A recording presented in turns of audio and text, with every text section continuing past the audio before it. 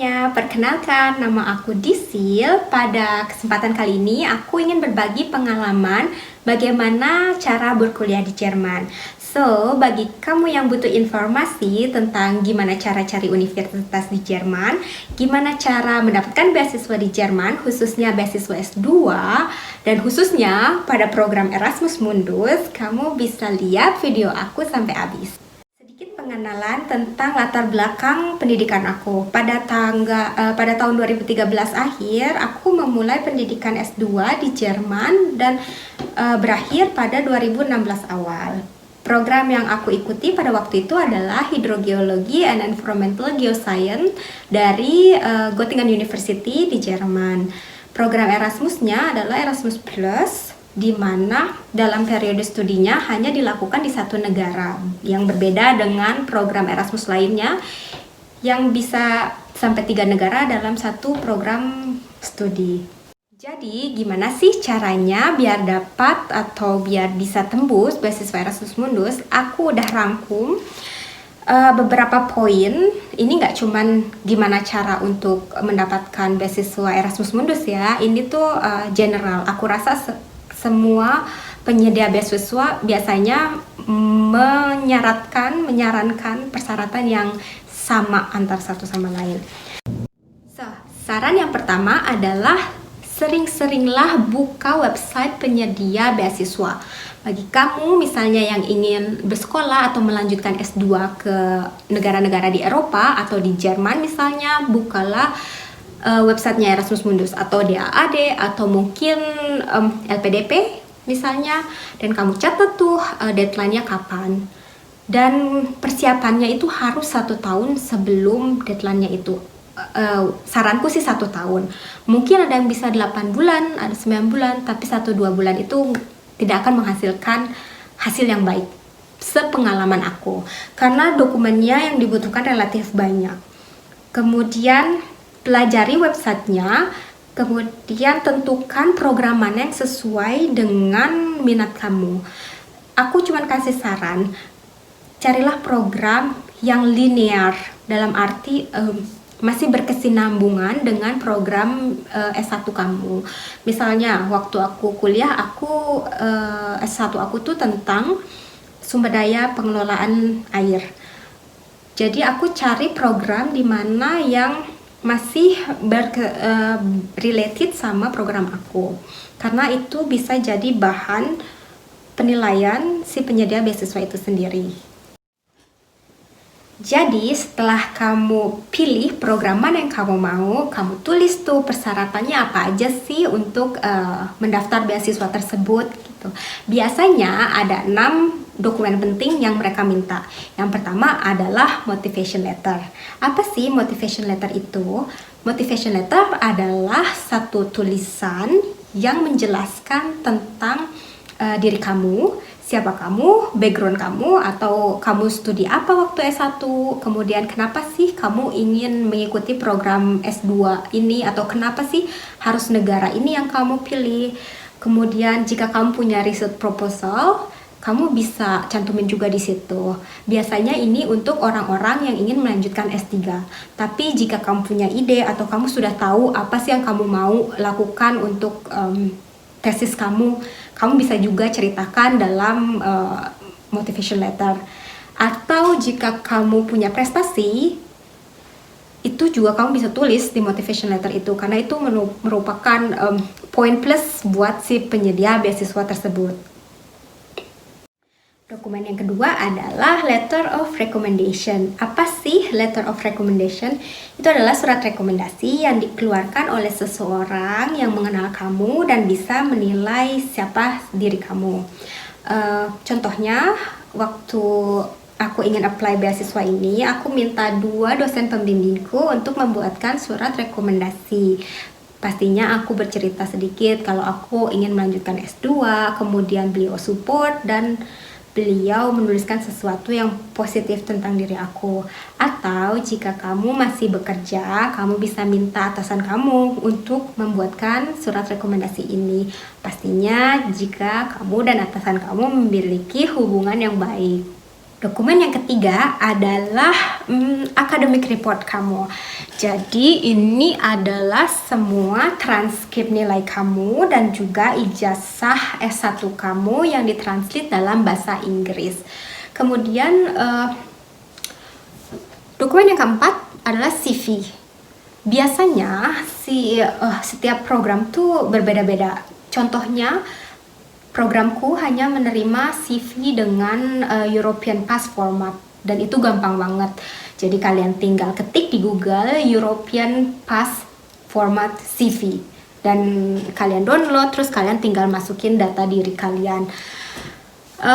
Yang kelima adalah proof of your English proficiency alias sertifikat bahasa Inggris kamu. Ini pun sebenarnya setiap program berbeda-beda. Ada yang cuman menerima IELTS, ada yang bisa pakai TOEFL IBT, ada yang bisa pakai TOEFL paper-based test, seperti itu. Kasusku, programku hanya menerima semua sertifikat bahasa yang dikeluarkan oleh Cambridge, which is aku nggak punya waktu itu, dan aku butuh sekitar 3 bulan untuk dapetin sertifikat IELTS. Makanya di awal aku bilang kalau mau daftar beasiswa, kalian harus siapin 6-1 tahun semua dokumen-dokumennya. Oh iya, berapa sih biasanya skor TOEFL yang diinginkan sama mereka?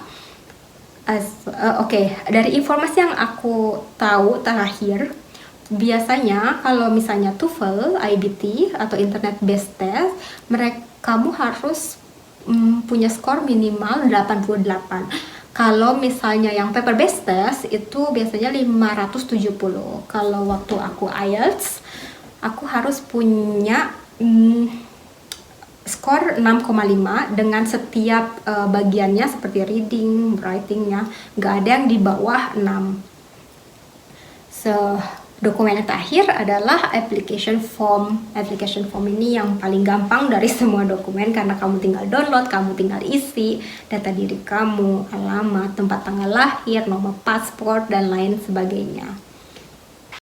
Jadi itu semua adalah dokumen-dokumen yang kamu butuhkan untuk mendaftar beasiswa Erasmus Mundus khususnya dan beasiswa lainnya pada umumnya, karena itu merupakan basic dokumen yang kalian butuhkan.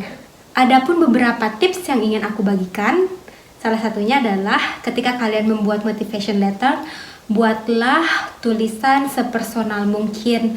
Ceritakanlah diri kalian dari A sampai Z, dari siapa kamu, kenapa kamu ingin pilih program ini, dan kenapa sih harus berkuliah di Eropa. Dan juga mintalah orang-orang sekitar kamu untuk mengecek tulisan kamu, karena mereka juga bisa membantu kamu untuk mengecek gramatiknya. Dan itu menurutku salah satu poin yang penting. Yang kedua adalah jangan meminta surat rekomendasi dari orang yang tidak kenal kamu, walaupun orang tersebut punya jabatan tinggi setingkat presiden, tapi jika mereka tidak kenal kamu, lebih baik tidak, karena ada kemungkinan si penyedia beasiswa atau si jurinya ini akan mengkontak atau menghubungi orang yang kamu tulis di surat rekomendasi kamu. Kemudian tentang sertifikat bahasa Inggris. Persiapkanlah sertifikat bahasa Inggris kamu sedini mungkin, karena untuk mengeluarkan sertifikat bahasa Inggris yang diperlukan itu butuh waktu yang lama. Contohnya pada kasusku, aku butuh IELTS dan aku tidak punya waktu pada saat aku ingin mengajukan aplikasi. Jadi aku butuh 3 bulan sampai sertifikat IELTS ku tuh keluar. Jadi 1,5 bulan untuk registrasi kalau aku mau ikut tes, dan 1,5 bulan untuk menunggu hasilnya. Dan saranku yang sangat penting adalah persiapkanlah jauh-jauh hari semua dokumen yang dibutuhkan. Misalnya, kasus aku ya, aku lihat deadline-nya programku tuh bulan Desember. Tapi aku baru lihat nih si websitenya ini bulan November awal. Terus aku mikir, aku masih punya waktu 1,5 bulan untuk completein semua dokumen-dokumenku. Terus aku bilang, pasti bisa kekejar.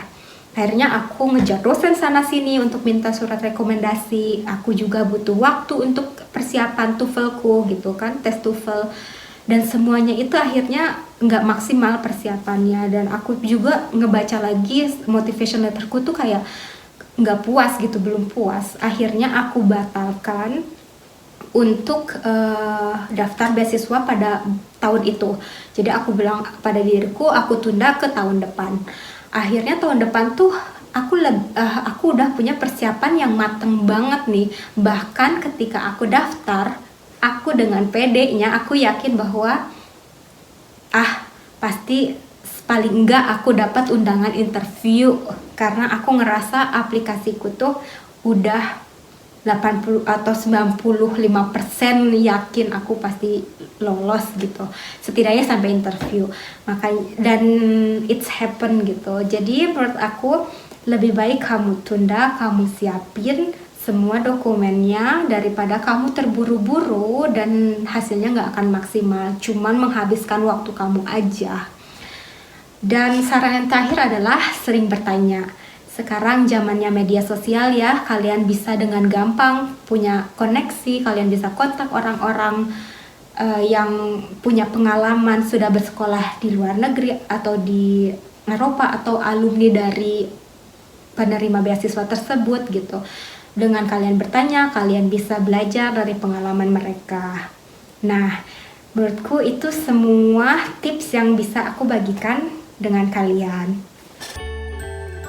Kayaknya itu dulu yang bisa aku sharing. Jika kalian ingin aku buat video yang lebih detail tentang bagaimana cara membuat motivation letter atau gimana pengalaman aku selama berkuliah di Jerman, ataupun gimana cara mendapatkan pekerjaan di Eropa, khususnya di Jerman setelah lulus kuliah, kalian bisa komen di bawah dan dengan senang hati aku akan membuat video-video berikutnya. Dan terima kasih udah menonton video pertama aku ini, dan jangan lupa subscribe channel aku dan like video aku. Terima kasih.